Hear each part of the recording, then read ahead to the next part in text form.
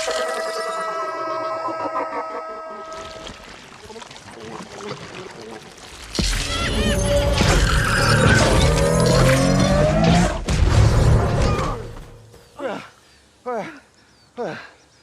okay?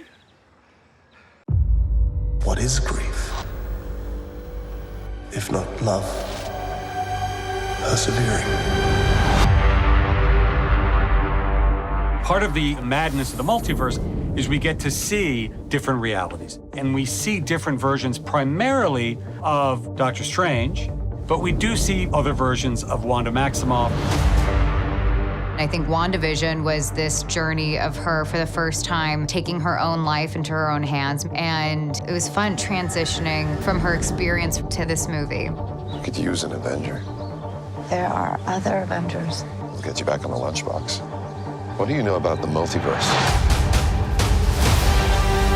We wanted to satisfy the Wandavision fans and take them to the next level with a character they love. It was fun just looking at it from a different perspective. The multiverse. Viz had his theories. He believed it was dangerous. We need your help. It's magical. She owns that character so well. It's a very powerful performance with a very powerful character. In the multiverse, there are alternate versions of everyone. It gives the characters a unique opportunity to meet themselves, to recognize qualities that they may have been blind to. The fate of the multiverse depends on us. Wanda, I could use an Avenger. This is going to be fun. In 5 days, the madness begins. I don't even want to know! Marvel's Doctor Strange. Welcome back, everyone. This will be my brand new Doctor Strange 2 trailer video. There's a whole bunch of new footage. Wong is just completely done with all this. Doesn't he wish he went on a vacation way back during Spider-Man No Way Home? Because the movie is coming out next week, I'm doing a giveaway for IMAX tickets. All you have to do to enter is be a subscriber and just leave your favorite new moment from the trailer on the video. My non-spoilery review is supposed to post Tuesday morning sometime after they allow us to post them. Make sure you have alerts enabled for my channel so you don't miss that, because it is going to be crazy, and do not wait to go see this movie. See it as soon as possible, because it is going to wreck the MCU in the best possible way. But just starting at the beginning with this really cool clip of them traveling across a bunch of different universes, there are a bunch of Easter eggs. You probably spotted some of the more obvious ones too. But the funny thing that's happening here as they're traveling through these different universes is that they start screaming originally when they're traveling, and they just continue screaming because the physical properties in different universes, different dimensions are different. Their scream changes pitch, changes style as they go through different dimensions. Like, they just continue screaming, but it sounds different because it's so different in other universes. The first one is that block-looking Minecraft universe. I'm sure Noob Master will eventually take over that dimension given enough time. All the game-themed dimensions inside the MCU multiverse. The second one is the paint-themed color dimension, where they basically just turn into living paint versions of themselves with a bunch of different colors sloshing around. The sloshing sounds is their scream continuing, but because they're paint, it sounds like sloshing, but they're still screaming while it's happening.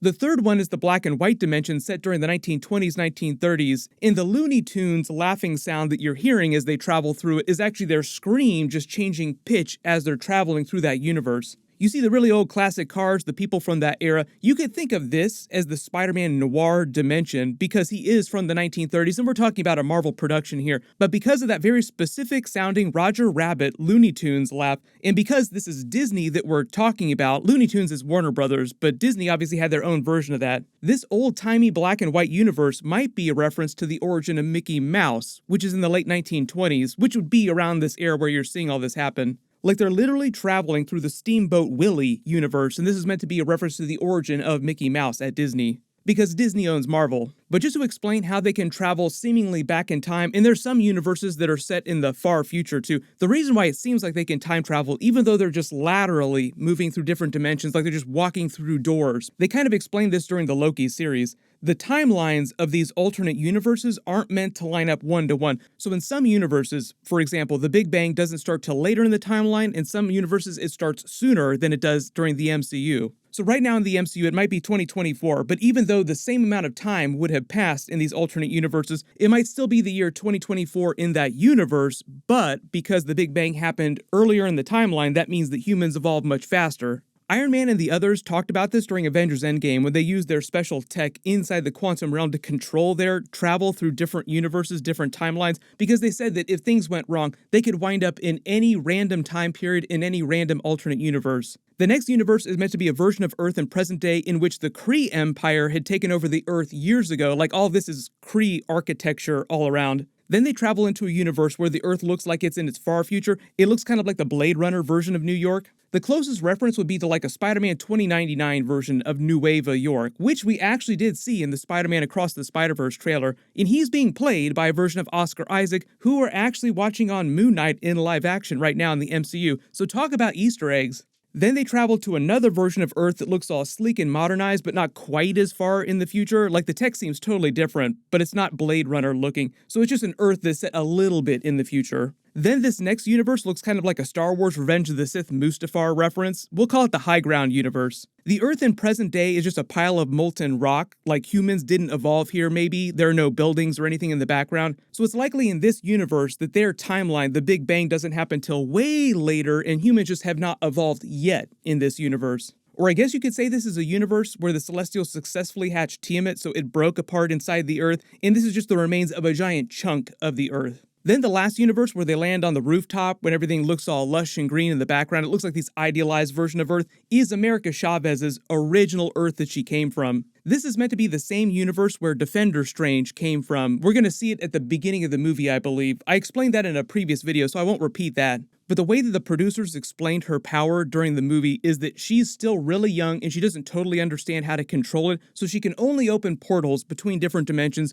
when she has really extreme emotional states. So her ability is kind of like the way the Hulk's ability worked early on in his timeline before he created the Professor Hulk, before he kind of worked it out in his mind.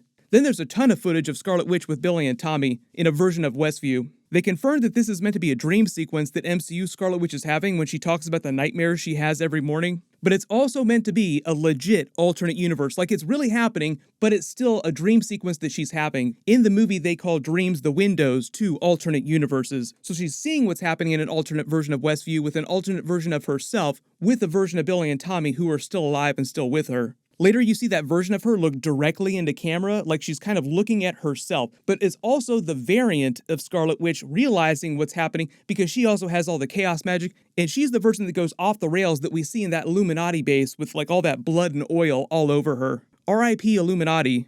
When she talks about having fun transitioning from her experience in Wandavision versus during this movie, she's talking about Scarlet Witch just actively deciding to use the Darkhold and her chaos magic to find a version of Billy and Tommy and bring them back to the MCU. That was what was happening in the Wandavision post-credit scene. Vision is also probably part of that equation, but I believe that MCU Scarlet Witch is aware of White Vision, what's going on with him, and that he's basically her Vision, just without a lot of the emotional context for all the memories that he just got unlocked inside him. But he doesn't really have the emotional connection to the twins because all the Billy and Tommy memories were actually made by Hex Vision, and Hex Vision really just unlocked White Vision's original memories predating the Hex. Really, Scarlet Witch created all of this out of nothing. She created the version of Vision that she had the children with, who she also created. That's how powerful she's meant to be in the movie, that she can do crazy stuff like that. This is footage of Scarlet Witch inside the MCU attacking a version of Kamar Taj. Then in the snow here, I think this is all part of the Darkhold Temple battle scene with the attack from the Marvel Zombies version of Defender Strange, where everybody just goes crazy like, this is getting ridiculous. I love Wong in this moment where he's just like, I don't even want to know what's going on with you. You seem crazy.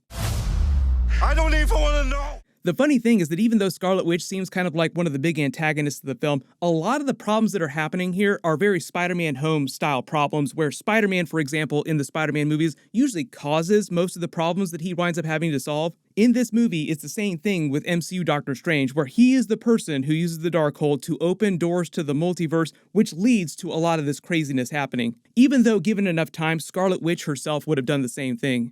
But if you spotted any big Easter eggs in the brand new footage that I didn't talk about in the video, just write them below in the comments. Like I said, my non-spoilery review will post Tuesday morning. My full Moon Knight Episode 6 finale video will also post Wednesday just like normal. All my Doctor Strange spoilery videos, the Easter eggs, post-credit scenes, all that stuff, we'll start posting after the movie actually comes out next week. I'll name a giveaway winner in my next big Marvel video. Everyone click here for my brand new Moon Knight Episode 6 finale trailer video. And click here for my brand new Doctor Strange 2 X-Men video. Thank you so much for watching. Everyone stay safe, and I'll see you guys in the next one.